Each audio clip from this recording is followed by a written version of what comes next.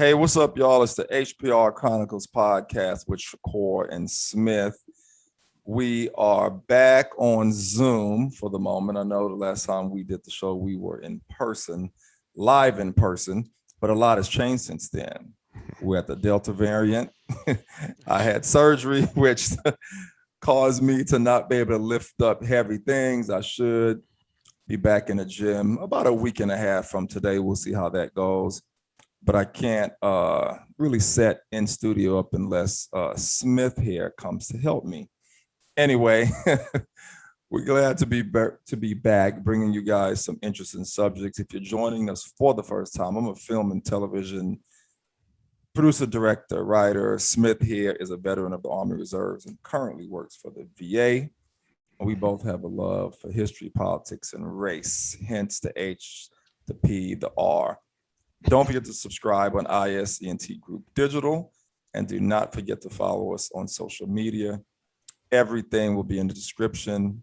Like and subscribe if you like what we're doing, and we're going to keep it going.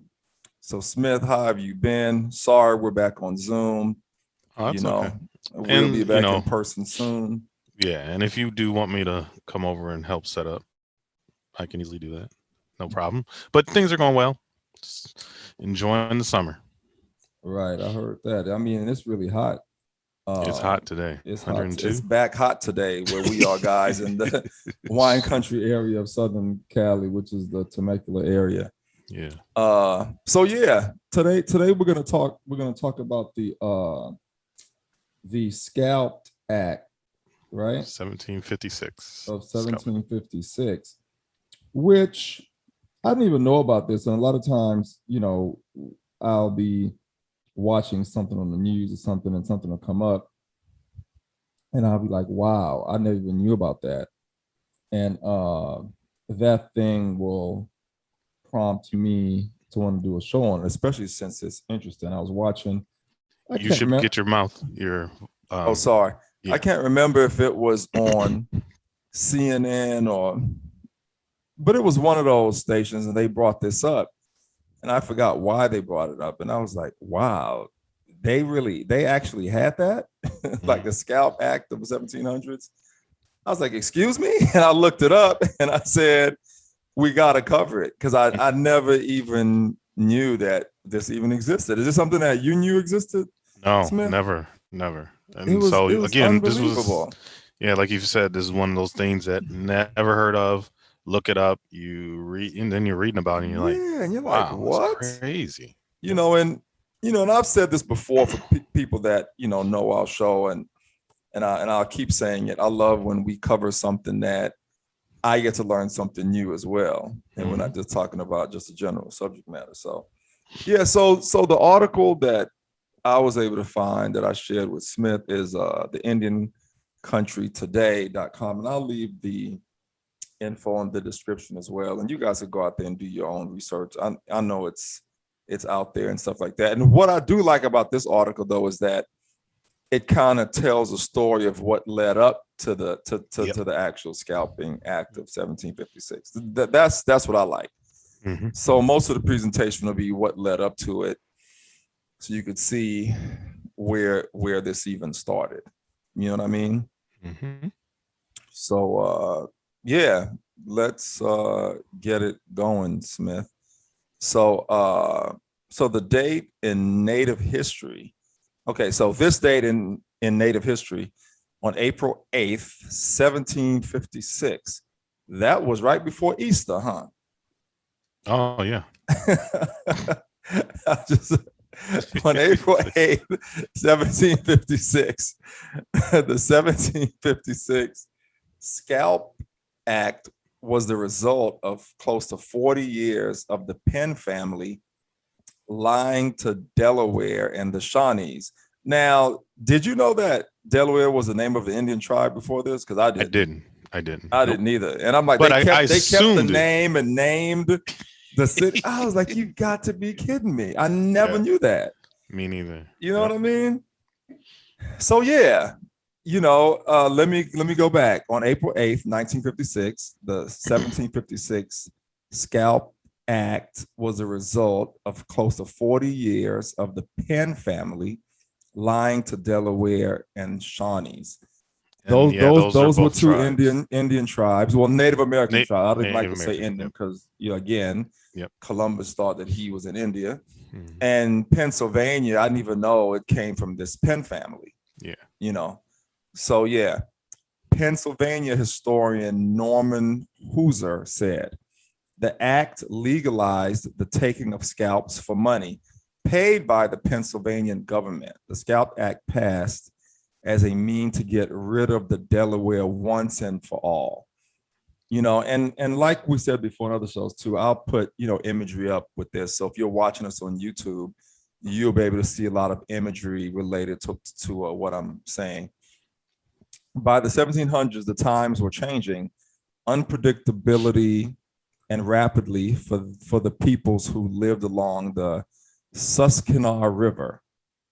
The area was named Delaware by the Dutch, and the people known as the Lenape became the Delaware tribe. Through the treaties, displaced people were forced into villages where others were speaking similar languages.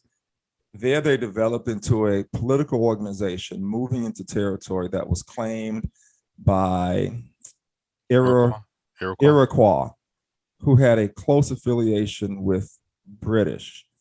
When William Penn arrived in 1682, he developed a respectful relationship with all of the local tribes. But after his death, the Penn family changed from let's work with the natives to their land is ours. Now get off of it. So it went from let's work with the natives to this land is ours, get off of it. Wow. Yeah. Hooser said there were 3 treaties that led to the Scalp Act. The Treaty of 1732 removed the Shawnee from the Susquehanna River Valley. The Shawnee had no say in it. The treaty was between the Penn family and the Iroquois. The Treaty of 1736 was between the colony of Pennsylvania and the Iroquois. The most significant aspect of the treaty was that this was the first time on record that the Delaware nations had no legal rights to the land. The 6 nations claimed it was theirs. The 6 nations claimed it was theirs. When William Penn bought land from the Delaware, he purchased all of the rights, but allowed the Delawares to stay on the land.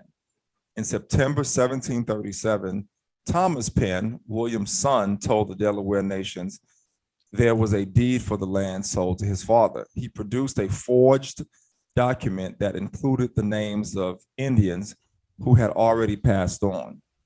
Though no elders could remember such a deed, Penn convinced the Delaware to set up an event where they would walk together to map out land. It was called a walking purchase.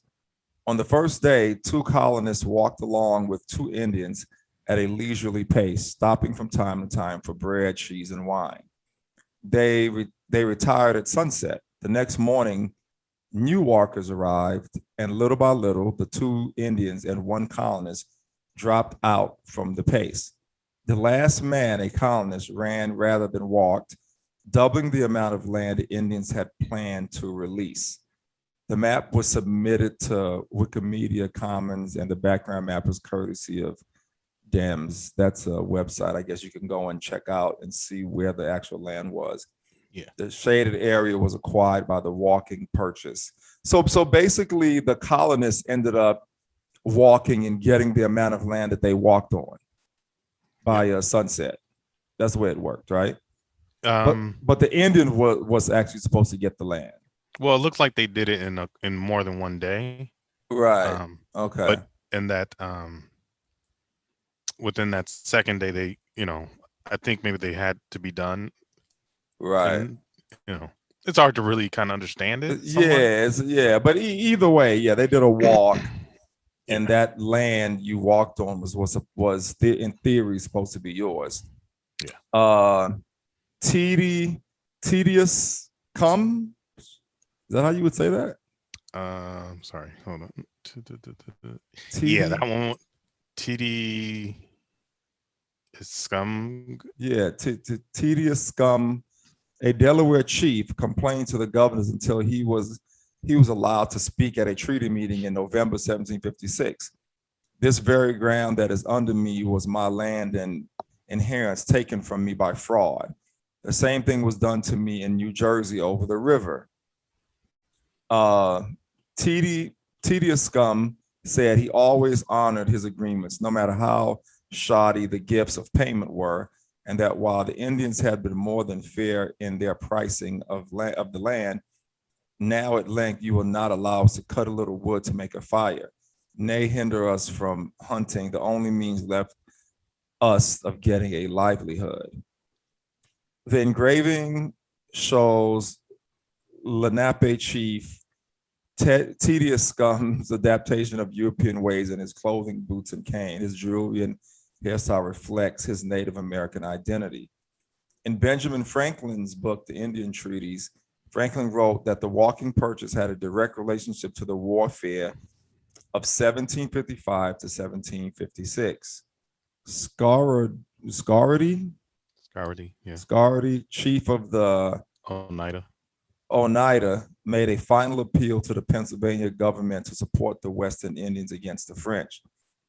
He came as a proud warrior representing the Shawnee and the Delawares. His address was made in the State House before the governor, the council, the assembly, and a large audience. It was in a sense the Declaration of Independence of the Delawares. The assembly's Scarrety said, "We do therefore once more invite and request you to act like men and be no longer pursuing weak measures that render your names despicable." So to Governor Morris, he said, "One word of yours will bring the Delawares to join you." That word was not given. The exiled tribes allied themselves with the French and began to take revenge.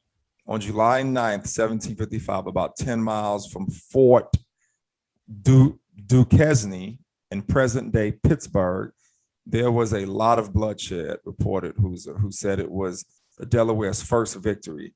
They became emboldened and thought that if they could defeat this group, maybe they could push the English off the frontier and gain back the land. By 1755, in these conflicts, there were Indians fighting on both sides. In some cases, people were massacring tribal members. It was such a complicated time period that to say it was all Europeans was just not the case. They intermarried. Some fought the British, some fought the Americans, and some were just trying to survive.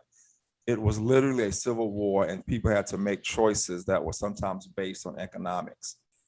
By December 1755, there were so many minor attacks that the settlers on the frontier appealed to the Pennsylvania legislature, which set aside $60,000 for forts. Instead, the money was set up as a fund to remove the Indians from the border. On April 8th, 1756, Governor Robert Morris enacted the Scalp Act. Anyone who brought in a male scalp above age 12 would be given 100 pieces of 8. For females above the age of 12 or males under the age of 12, they would be paid 130. The act turned all the tribes against the Pennsylvania legislature. This was the turning point for the Delawares. The Scalp Act was renewed in 1957, and the battle with the Delaware lasted until September 1756. I'm sorry, the Scalp Act was renewed in 1757, and the battle act with the Delaware lasted until September 1756. I think I said 1957. Oh, yeah. Wow. 17. That's some crazy stuff, man. I looked it up. There's a lot of imagery to support, what happened and stuff. So I'll definitely be adding some imagery in there and stuff like that. You know what I mean? To kind of give people a picture, a visual of what went on. But again, when I found about this, I was like, are you serious? Yeah. And doesn't this have to do with why the Washington Redskins wanted the name change, stuff like that too, the natives? Because remember, it had the scalp didn't it have like a scalp on the Washington Redskins helmet? I mean, it has a hatchet, I thought. Yeah, but I think the hatchet, or that's what I meant, the hatchet. Okay. And I think they were saying that it had something to do with Got it. Because a This lot of whole thing, they times, were offended. Yeah, the yeah. Native Americans were offended. In fact, what I was, like reading this, it's again, if people, on their own were to come and read this, it's a little um discombobulated. I mean, it flows, but it doesn't really flow very well. Right. So It's there's no really context to some of the stuff, but right. it obviously shows how Europeans came in. Yep. Even though the original owner was going to let these people stay on his land, even though Mm-hmm. he did buy it, but he was going to let them stay there. And then his family, after he passes away, they decide to just you know do everything they can to be greedy and create Right. fraudulent documents to Right. take the To land. confiscate the land. And then they were already kicked off near the river, like Right. he explained. But the interesting thing about the whole it being called the Scalp Act, and when you think of scalping and all that stuff, Mm-hmm. it was always the visual of watching, um, cowboy Indian show, and Mm-hmm. it's the Native Americans who are scalping people. But Yeah. I decided I just wanted to see, like, was that a common was that a common thing among other people or other groups, or was it Mm-hmm. just Mm-hmm. and I found that no, it was a common thing all over. Like in Europe, you have people who have been scalped way before Right. it coming to to the Americas, um, to these lands here. So I Right. just want to point that out, like when people Mm-hmm. Mm-hmm. automatically Mm-hmm. assume and make um, comments, you know, Mm-hmm. it's because sometimes it's just what the media, what is presented, shows, Yeah. movies at the times, and who is creating them and who's putting them out. That's all. Yeah. Uh yeah, it's true. It's yeah, it's interesting, man, Hmm. that they had to go and I mean, imagine if they did that today. You know what I um, mean? We want these people out of this area. We'll give you so and so dollars if you could bring us the head of yeah. so many people. You know what I'm saying? Yep. So I mean, essentially, they were paying them to kill them, basically, Paying people to kill to kill Native Native Americans. Americans. Yep. Yeah, And just to get rid of them. Yeah. yeah, and then was also interesting in this, in what you read, is how, because they were fighting um col- colonialists, Mm-hmm. like the French, and then whoever sided with the French would then be fighting the British, and then Yeah. whoever sided with the British might be fighting the French, and then there's also that they might be fighting the Americans at the time. So they, this is one of those instances where people end up, j- you know, bec- joining another group of people that you would think they wouldn't necessarily join any other time, but then they end up having to kill people that look like them, because they Right. have to. Because I mean, they just all of them had to survive. And their land Right. was getting taken no matter what, so they just Right. kind of went with who they could, and that's a very sad thing. Like, feels like that's what sometimes goes on nowadays. Absolutely. So Absolutely. interesting how the cycle just Yeah, continues it and just whatnot. continues. Yeah, and recently, before we go, I've been studying Ivan Van Sertima lately. They came before Columbus and his whole studies and all that. It's really interesting, man. I mean, he talks. I want to cover it on our show, like some of the things he talks about, but it's really really cool. Yeah, I ordered the book. I got it yesterday or the day before. I'm gonna read the book too. They came before Columbus, Yeah. and it's interesting. It just talks about uh the African presence all around the world before Europe and everything Okay. that was found, and you know what I mean? Yeah, I got you. Yeah, it's the whole thing. It's really cool. Yeah. Anyway, guys, that's our show. Hmm. Thanks for checking in, Smith. You're welcome. Thank you. Yeah, and we're gonna try to get back on schedule here, especially when I have more free time, like I do now before I get really, really busy back on set and stuff. We'll try to check in. Hopefully, next week we could do it in person too. Sounds good. Get back on. You know what I want to talk about too? The Delta variant and the vaccine, and all that Yeah. stuff. I saw a thing on Iceland yesterday. Did you see that report on Iceland? No. Yeah, how I'm sure you can YouTube. It was a report was on CNN last night about Iceland, and so one of the reporters from CNN went over and visited Iceland and interviewed a lot of the people. And over there, every single person is vaccinated, and they look at it as their civic duty. Yeah. And their cases are like hardly none, and it's just interesting. And it's not a political thing. Yeah. It's not a freedom thing. It's not a you taking my rights thing. Yeah. It's none of that. It's just simply a we need to survive thing, and let's get rid of this virus thing. Yeah. And that's all it is. You know what I mean? Yeah. It was just so interesting to watch this report, and if you show that to the conspiracy theorists and the misinformation people, one, they'll say it's fake media. Yeah. Two, they'll say, oh, that's in Iceland, they only have so many people, so that's why that worked there. I mean, they'll have some excuse. Yeah. Actually, a friend of mine. They never want to face the facts and just acknowledge what's in front of them. Go ahead. Yeah. A friend of mine just sent me something today where, and the interesting thing is, yeah, this guy could be a doctor or something, or he could just be a guy in scrubs talking to people. And, anyway, and he did his, statements, but it was interesting. He didn't want to use the words, say like COVID or whatever, because then he knew it would be censored. But I get people, you're nervous and stuff like that. But yeah, there's the stuff is not, it's not as experimental as people are saying. And the one thing I remember a lot of people saying is it's not even approved. Well, Pfizer is now approved. So now there's another excuse. Exactly. So I would like to talk about this next week. But let's definitely talk about it. Yeah. Last thing I'll just add is there's a gentleman I saw on a video who was speaking before like a town meeting or whatever.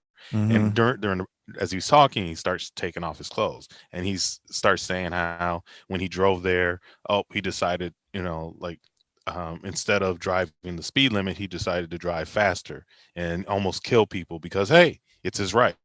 Right. I mean, and then he's like, when I'm at work, I have to wear this particular coat, but I hate it, so I'm gonna take it off. And then he just kind of stripped down to a bathing suit. But it was kind of funny how he was, relating to what people are trying to say. People trying to say how it's their right and all this crap. Unbelievable, man. All right, guys, that's the Scalp Act of 1756. We're definitely going to talk about the COVID and the Delta variant and what has transpired on our next show. I think that'll be fun. Something we don't have to study for. We can just express ourselves and stuff like that. We'll definitely do that next show, then get back to some historical stuff to show after that. So once again, it's the HPR Chronicles Podcast with Shakur and Smith. Don't forget to subscribe on ISNT Group Digital, and don't forget to follow us on social media. And like us, give us some thumbs up if you like what we're doing. Please do. Thanks for checking in, Smith. See you soon out and about in wine country. And we're signing off. It's the HPR Chronicles Podcast. Peace.